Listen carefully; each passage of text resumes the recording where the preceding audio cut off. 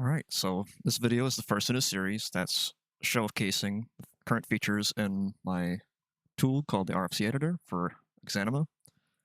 And let's just start with the basics. So here in the 3D viewport in Blender, you got your panels on the right. You want to open up the RFC editor, and you'll be greeted with this panel here. So let's first go through every single parameter and every single button. So first you have your Exanima directory, which is just your Exanima folder, which you can press the little folder icon here and you can navigate to it, or you can just use this default one. You'll be able to change that later. And then you have your file path, which is the file you want to import. So for this showcase, I'm going to import the Proctor sword, the older one. Then we have some more parameters here, which is just flipping the directions of the faces whenever you import a mesh, mirroring the imported RFC about the X and Y axes, creating image textures based on the materials.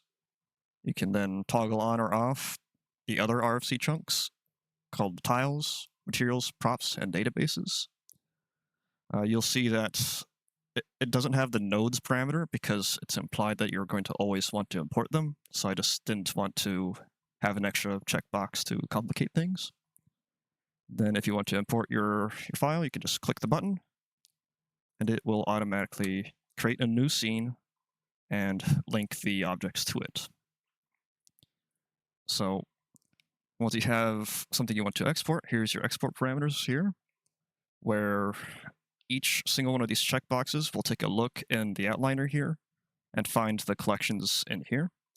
So if you want to export your nodes, you need to make sure that your nodes collection is over here as well. And what I mean by nodes are models, lights, or other effects that you want to have embedded in your RFC file. So if you want to edit the model of something, you would edit the node inside the RFC. So I'm not going to go over the props or the databases or tiles yet. Once you're getting close to exporting your file, you can pick what type of file you want to export. Currently, there's only 3, the RFCs, the factories, and the RFIs, the images. The first 2, they won't have any extra parameters because they're based on your current scene, and it'll take a look at that. But this RFI option, you need to define the image you want to export and the type of image you want. That way it can figure out what type of compression to apply to it so that Exanima will read it properly. All right, so with that out of the way, we have this little debug tool here to help you categorize your objects whenever you're editing them. That's more important in a later video. But let's go over the mesh panel. I'm going to skip this first section here for a bit for now. But this face fag category is a bit complicated. Most of them are unknown at this time, but I have it here so that you can see what parameters these faces are set to have. As far as I know, they're useful for shading and some extra features, which I'll talk about here in a second. You can have it export old physics or collision data, or tetra as we used to call it. You can mark the object as a soft body so that you can use the soft body simulation. And it'll create a new subpanel inside of this mesh panel dropdown where you can select the varying 3 different types of faces I've cataloged that the game uses. The pins, which are basically what pins the soft body in place, as the name implies. There's this medium stiffness, which makes it so that it's kind of snappy towards the original position on the mesh. And then you have your loose faces where it's all floppy. So other than that, we have our fancy collision and physics generation tools, which you can define like so. And I'm going to show you the physics. So whenever it's a complex system, but whenever you want to interact with an object in the game, basically takes a look at a bunch of spheres in space, and if you want to push something, you're basically interacting with these spheres and telling them how to move. So let me just show you that explicitly here, where we want to preview the collision for the physics. So as you can see in this showcase here, there's a bunch of little spheres here which represent the collision of the object. And that's really all I need to know about the collision part. The next part is for the physics, where the inertia tensor is a bit complex. I spoke to Matic Evans, the developer of the game, and he said that it's a 4-dimensional inertia tensor, which he couldn't really describe to me in an effective manner at this point. So he simplified it down to a collection of points and masses. The further away from a point on the object the mass is, the more mass there is at that point. So let me just show you a tensor here, a preview one, where if you wanted more mass to be in this area, you would move this out a bit. It's a bit hand-wavy right now. I don't really know what's going on with it yet. It's just a system that Matic has in place that is automatically generated. Here, we have to fiddle with values for it to work effectively. So if you don't edit these at all, you could have your object explode or send your character into the ether, which has happened to me a lot. Our next part is the motion constraints. They will only show up if you're generating physics.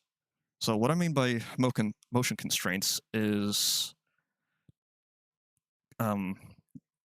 constraining the way the objects can move in space. So let me take a look at a door real quick.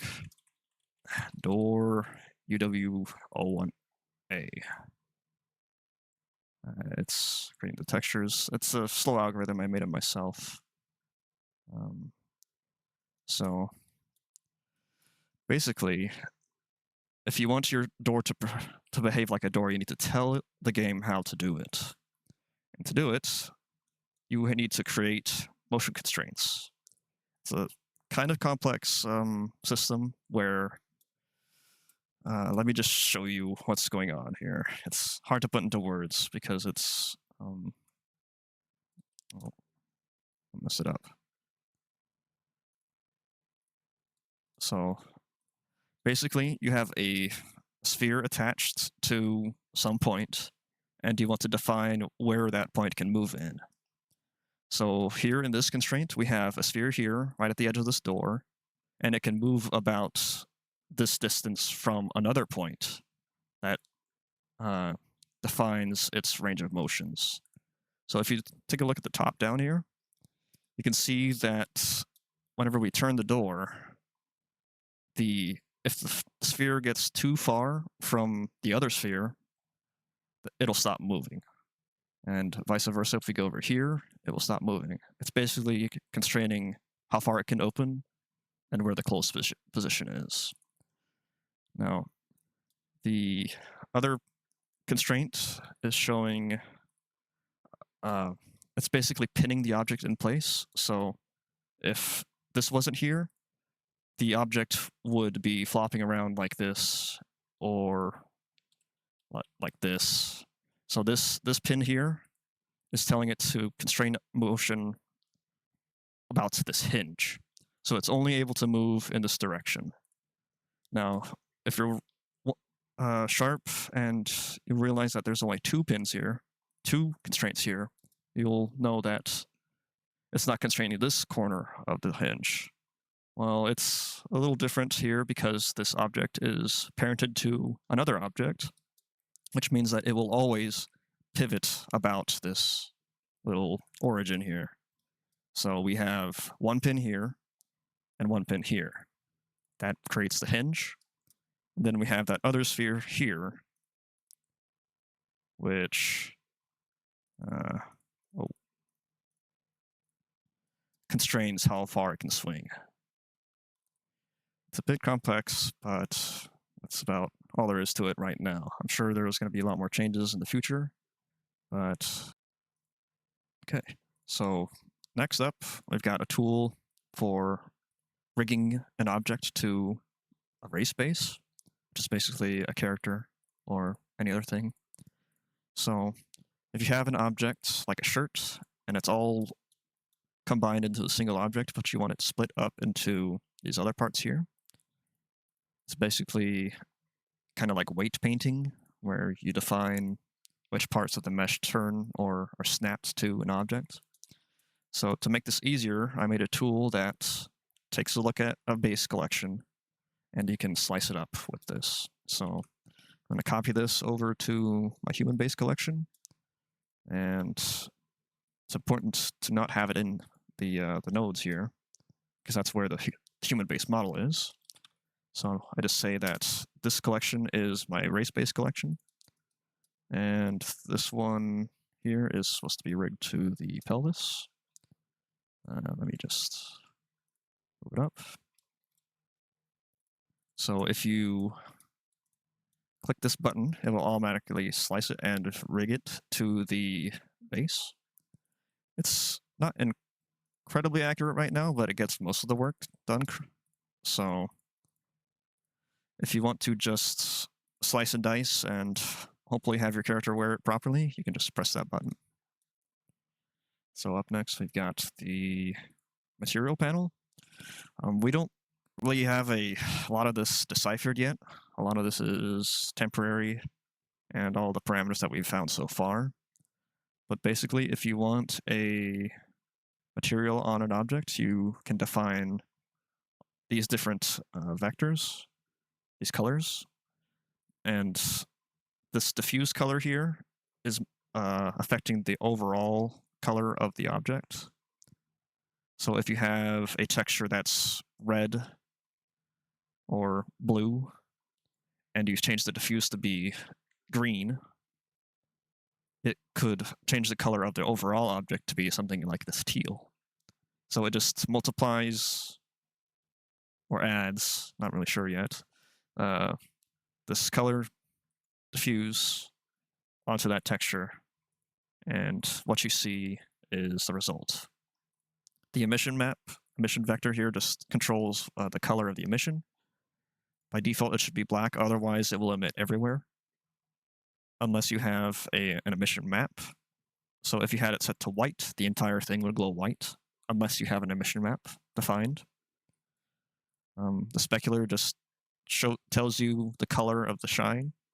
And then we have the ambient light here, which doesn't really seem to do much, but it's the general basic color of the object, regardless of the lighting on it. I don't think it's used for anything right now, but it's basically just the OpenGL ambient color vector. Then we have the roughness, which is basically the shininess, and a bunch of unknown parameters. So if you want to actually add a texture to a material, you need to define the type of material it is. And in this case, it's a procedural one due to this and at the beginning. We can define a mask texture. We can add it. And then once that's added, you can pick the active Exanima texture, as I've called it so far, and you need to bind some texture to it so that Blender knows what should go with it.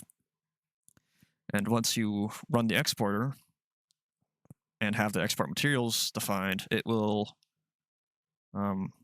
automatically compress the bound textures into their format, and it will pack them into or at the output directory, pack them into the corresponding RPK or the output directory.